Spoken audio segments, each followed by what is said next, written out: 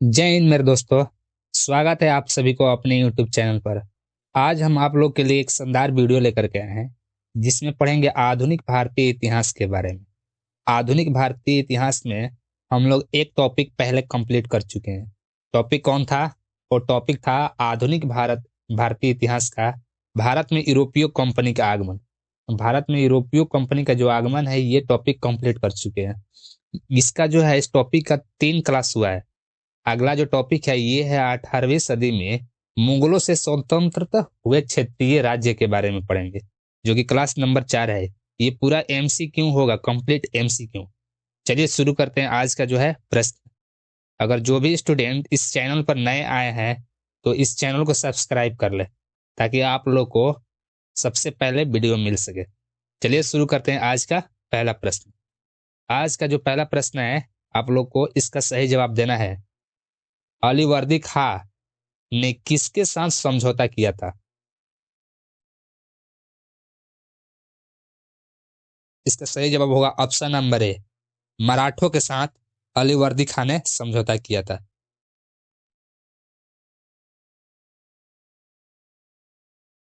अगला प्रश्न है, अलीवर्दी खां ने मराठों को किस क्षेत्र का हिस्सा दे दिया था?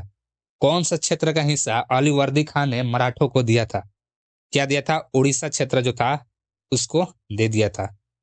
अगला प्रश्न है, इसका सही जवाब बताना है कि अलीवर्दी खां के शासन में बंगाल को किस कारण से भारत का स्वर्ग कहा जाने लगा था? अलीवर्दी खां के शासनकाल में क्या हुआ था कि बंगाल को भारत का स्वर्ग कहा जाता था? क्यों? क्योंकि वहां पर आर्थिक समृद्धि थी, इसलिए। अगला प्रश्न देखेंगे। प्रश्न है कि अलीवर्दी खां का निधन कब हुआ था? अलीवर्दी खां जो था इसका निधन कब हुआ था? बताना है इसका सही जवाब क्या होगा, कमेंट बॉक्स में बताइए आप लोग। इसका सही जवाब होगा ऑप्शन नंबर ए, 1756 ईस्वी। अलीवर्दी खां का निधन कब हुआ था? 1756 ईस्वी। अगला प्रश्न है कि अलीवर्दी खां ने बंगाल में किसकी किलाबंदी करने पर रोक लगाई थी? किसकी किलाबंदी करने पर रोक लगाई थी अलीवर्दी खां ने? इसका सही जवाब होगा ऑप्शन नंबर बी, अंग्रेजों को। अंग्रेजों पर रोक लगाई थी अलीवर्दी खां ने। अगला प्रश्न है, इसका जवाब बताना है कि गिरिया युद्ध जो कि 1740 में किसके किसके बीच हुआ था? कौन सा युद्ध? गिरिया युद्ध। याद रखिएगा ये युद्ध बहुत महत्वपूर्ण है। इसका सही जवाब होगा ऑप्शन नंबर सी, सरफराज खां और अलीवर्दी खां। सरफराज खां और अलीवर्दी खां के बीच हुआ था गिरिया युद्ध। कब हुआ था? 1740 ईस्वी में। अगला प्रश्न है, इसका सही जवाब बताना है कि अलीवर्दी खां के समय में बंगाल में कौन सा प्रमुख आक्रमण हुआ था? प्रमुख आक्रमण का नाम बताना है अलीवर्दी खां के समय में जो कि बंगाल में हुआ था। ये मराठों का आक्रमण हुआ था। कौन सा हुआ था? मराठों का आक्रमण। अगला प्रश्न है, इसका सही जवाब देना है कि अलीवर्दी खां ने मराठों से किस प्रकार का समझौता किया था? युद्ध हुआ था, युद्ध होने के बाद समझौता एक हुआ।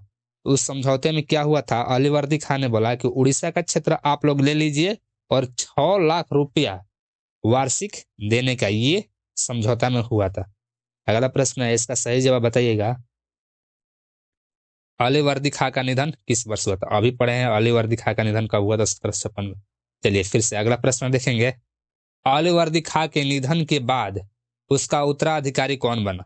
जब अलीवर्दी वर्दी खां का निधन हो गया उसके बाद उसका उत्तराधिकारी कौन बना है? इसका जवाब आप लोग कमेंट में बताना।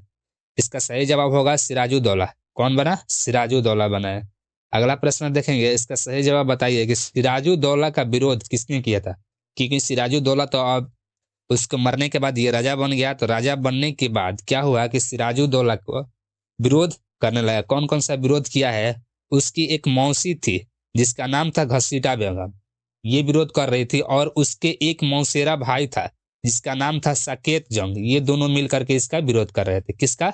सिराजुद्दौला का विरोध। अगला प्रश्न है, इसका सही जवाब बताना है आप लोग के सामने। कलकत्ता के अंग्रेज प्रभारी का नाम क्या था जो सिराजुद्दौला के डर से भाग खड़ा हुआ था? सिराजुद्दौला के डर से भाग गया था। कौन था वो? वो था रोजर ड्रेक। रोजर ड्रेक था। अगला प्रश्न है, इसका सही जवाब बताना है कि ब्लैक होल की घटना किस तिथि की हुई थी? ब्लैक होल की घटना किस तिथि की हुई थी? ये इतिहास का बहुत महत्वपूर्ण घटना था, ब्लैक होल।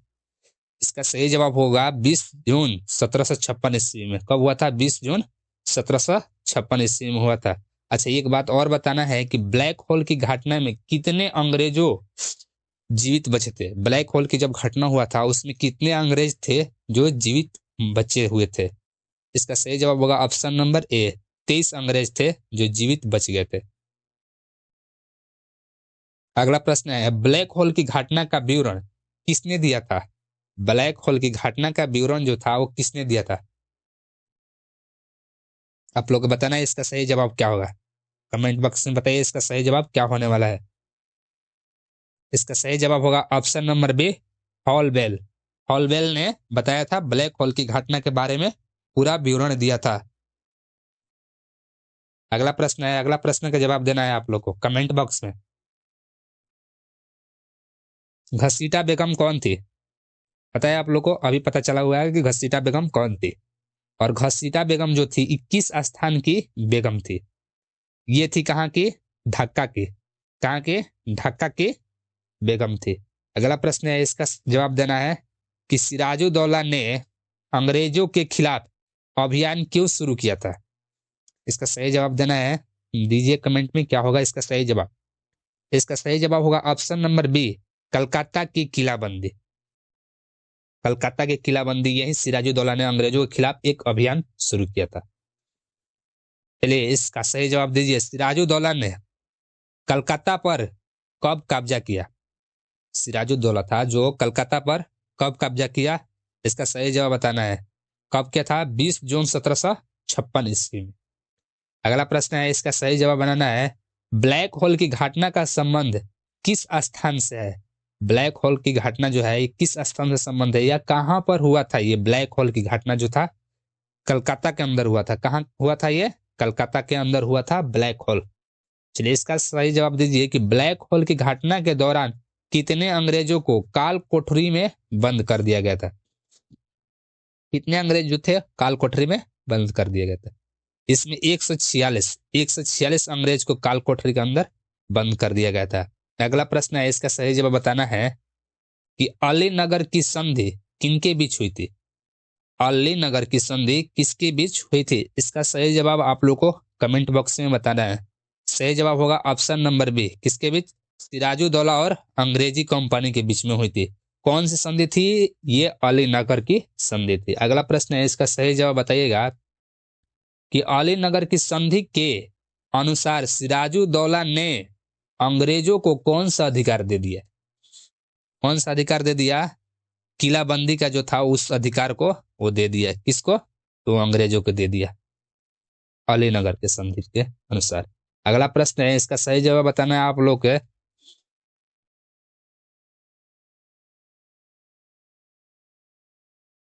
कि लीन नगर की संधि के तहत किस मुगल बादशाह के व्यापारिक अधिकार की बहाल किया गया? ये था फरुखसियर को। किसको बहाल किया गया था?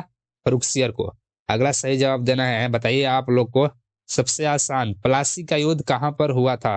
और आपको कमेंट में बताना है कि कब हुआ था प्लासी का युद्ध, कब हुआ था ये कमेंट में आप लोग को बता देना है।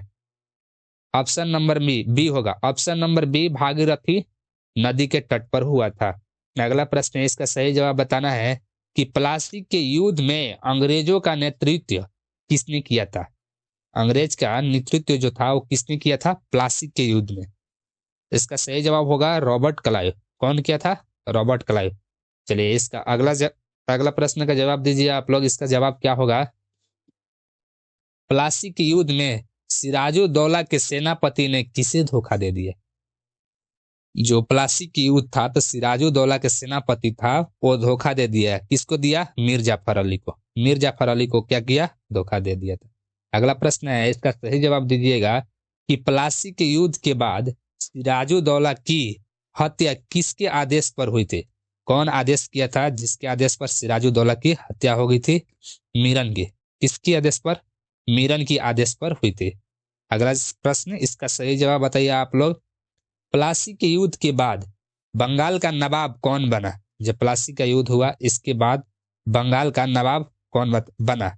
इसका सही जवाब बताइए। मीर जाफर कौन बना? Mir Jafar. Option number A इसका सही जवाब होगा, मीर जाफर बना। अगला प्रश्न है, इसका सही जवाब बताइए कि मीर जाफर को किस नाम से और पुकारा जाता है? मीर जाफर का एक और नाम है, कौन सा नाम है उससे पुकारा जाता है? इसका सही जवाब होगा ऑप्शन नंबर ए, कलायु का गिद्दड़। कलायु का गिद्दड़।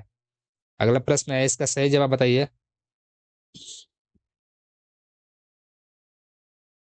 मीर जाफर ने अंग्रेजों को कौन सा जिला सौंपा था?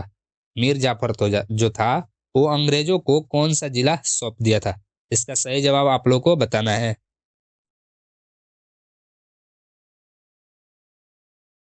इसका सही जवाब होगा option number B, 24 Pargana. 24 Pargana जो जिला था ये मीर जाफर ने अंग्रेजों को सौंप दिया। अगला प्रश्न बताना है कि मीर जाफर के बाद बंगाल का नवाब कौन बना? मीर जाफर के बाद बंगाल का नवाब कौन बना?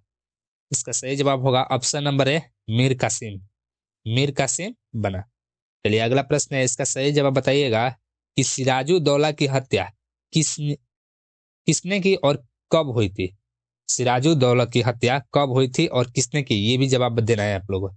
इसका सही जवाब हुआ होगा 1757 ईस्वी में होगा। अगला बताइए, इसका सही जवाब क्या होगा? बक्सर का युद्ध किस वर्ष हुआ था?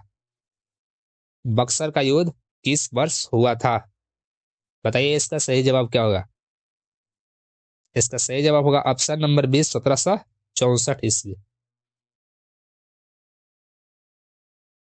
बक्सर के युद्ध में भारत की संयुक्त सेना का नेतृत्व किसने किया था?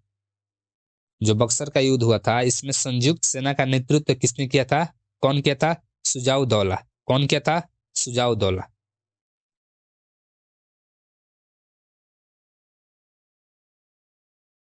अगला प्रश्न है, इसका सही जवाब बताइए कि बक्सर के युद्ध में अंग्रेजी सेना का नेतृत्व किसने किया था? अंग्रेजी सेना जो था इसका नेतृत्व किसने किया था? इसका सही जवाब बताना है। इसका सही जवाब होगा option number C, Hector Munro. Hector Munro. अगला प्रश्न है, इसका सही जवाब बताइए कि बक्सर के युद्ध में भारत की संयुक्त सेना में कौन शामिल नहीं था? इसमें से बताना कौन शामिल नहीं था। इसका सही जवाब होगा option number D, Mir Jafar. Mir Jafar जो था वो शामिल नहीं था। अगला प्रश्न बताना है, अगला प्रश्न का सही जवाब क्या होगा? भारत का युद्ध भारत के इतिहास में क्यों महत्वपूर्ण थे? इसका क्या कारण था कि बक्सर का जो युद्ध था ये भारत के इतिहास में महत्वपूर्ण था? इसका महत्वपूर्ण कारण ये था कि यह अंग्रेजी शासन के निर्णायक जीत थी। इसी से वो जीत हो गया था। अंग्रेजों का जीत जो था यहीं से शुरू हुआ था। ये निर्णायक जीत हुआ था बक्सर का जब युद्ध खत्म हुआ जिसमें भारत का हार हुआ था, तो इसमें क्या हुआ? अंग्रेजी शासन का निर्णायक जीत हुआ। अगला प्रश्न है, इसका सही जवाब बताना है आप लोग को। बक्सर के युद्ध का तत्कालिक कारण क्या था? तत्कालिक कारण क्या था इसमें? इसका सही जवाब बताना है। इसका सही ऑप्शन होगा ऑप्शन नंबर बी, लाइसेंस का दुरुपयोग करना। जो लाइसेंस था उसका दुरुपयोग कर रहा था सब लोग। अगला प्रश्न है, इसका सही जवाब बताना है कि बक्सर के युद्ध के समय बंगाल का गवर्नर कौन था? बक्सर के युद्ध के समय बंगाल का गवर्नर कौन था? ऑप्शन नंबर डी, बेंसी टाइड। बेंसी टाइड। अगला प्रश्न, बक्सर के युद्ध के बाद ब्रिटिश सत्ता का मुख्य केंद्र कौन बना? इसका सही जवाब होगा option number C, Calcutta. Allahabad की प्रथम संधि कब हुई? इसका सही जवाब होगा ऑप्शन नंबर ए, 12 अगस्त 1765। अगला प्रश्न, इलाहाबाद की प्रथम संधि किनके बीच हुई? इसका सही जवाब होगा option number B, Robert Clive और शाह आलम द्वितीय। अगला प्रश्न, इलाहाबाद की प्रथम संधि के तहत अंग्रेजों को कौन सा अधिकार प्राप्त हुआ? इसका सही जवाब ऑप्शन नंबर बी, दीवानी का अधिकार। अगला प्रश्न, इलाहाबाद की द्वितीय संधि कब हुई? इसका सही जवाब होगा ऑप्शन नंबर बी 16 अगस्त 1765 ईस्वी। अगला प्रश्न, इलाहाबाद की द्वितीय संधि किनके किनके बीच हुई? इसका सही जवाब option number B Robert Clive और सिराजुद्दौला। अगला प्रश्न, इलाहाबाद की प्रथम संधि में शाह आलम द्वितीय को क्या दिया गया? इसका सही जवाब होगा ऑप्शन नंबर डी उपरोक्त में से सभी दिया गया था। बिहार और बंगाल की सत्ता, काड़ा और इलाहाबाद का क्षेत्र, वार्षिक पेंशन। अगला प्रश्न, शाह आलम द्वितीय को अंग्रेजों द्वारा वार्षिक पेंशन कितनी दी गई? इसका सही जवाब होगा ऑप्शन नंबर बी 26 लाख रुपया। किस गवर्नर ने शाह आलम द्वितीय को पेंशन देना बंद कर दिया? तो इसका सही जवाब क्या होगा? Warren Hasting. वारेन हेस्टिंग जो था ये शाह आलम द्वितीय को पेंशन देना बंद कर दिया। अगला प्रश्न है, इसका सही जवाब देना है मीर कासिम ने अपना राजधानी कहाँ स्थानांतरित किया था? मीर जाफर जो था वो अपना राजधानी कहाँ पर स्थानांतरित किया था? ये मुंगेर में किया था। मुंगेर होगा इसका सही जवाब। चलिए, आप लोग के सामने 50 प्रश्न था जो कि कंप्लीट हुआ। इसी तरह से डेली आप लोग को 50 प्रश्न कराया जाएगा यहाँ पर जीके का, जिसमें आधुनिक भारतीय इतिहास पढ़ रहे हैं।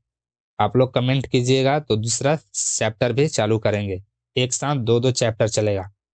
चलिए, अगर वीडियो अच्छा लगा हो तो एक लाइक जरूर कर दीजिएगा, एक लाइक जरूर कीजिएगा।